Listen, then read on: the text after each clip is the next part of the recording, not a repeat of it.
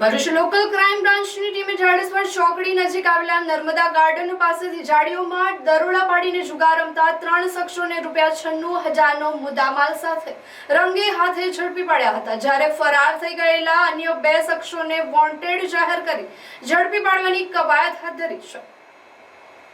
ભરૂચ જિલ્લામાં પ્રોહિબિશન અને જુગારની પ્રવૃત્તિઓ નાબૂદ કરવા માટે પોલીસ અધિક્ષક દ્વારા આપવામાં આવેલી સૂચનાના આધારે એલસીબીની ટીમ પેટ્રોલિંગમાં હતી। તે દરમિયાન બાતમી મળી હતી કે જાડેશ્વર ચોકડી પાસે આવેલા નર્મદા ગાર્ડન નજીક 52ની ઝાડીઓમાં ખુલ્લી જગ્યામાં કેટલાક ઈસમો પત્તા વડે જુગાર રમી રહ્યા છે। મળેલી બાતમીના આધારે પોલીસ કાફલો ત્યાં દોડી જઈ રેડ કરીને સ્થળ પરથી 3 આરોપીઓની ધરપકડ કરી હતી। ઝડપાયેલા આરોપીઓ ભાસ્કર તારા બિસ્તા મૂળ રહેવાસી નેપાળ, હાલ રહેવાસી નર્મદા ચોકડી ભરૂચ, સાગર દીપક ખડકા મૂળ રહેવાસી નેપાળ, હાલ રહેવાસી શ્રવણ ચોકડી ભરૂચ તેમજ અનિલ ભરતભાઈ માછી રહેવાસી મક્તમપુર ભરૂચનો સમાવેશ થાય છે। જ્યારે રેડ દરમિયાન ફરાર થઈ ગયેલા ઇલિયાસ રહેઠાણ ધોબી તળાવ ભરૂચ અને કિરણ રહેઠાણ મક્તમપુર ભરૂચને વોન્ટેડ જાહેર કરી ઝડપી પાડવાની કવાયત હાથ ધરવામાં આવી છે।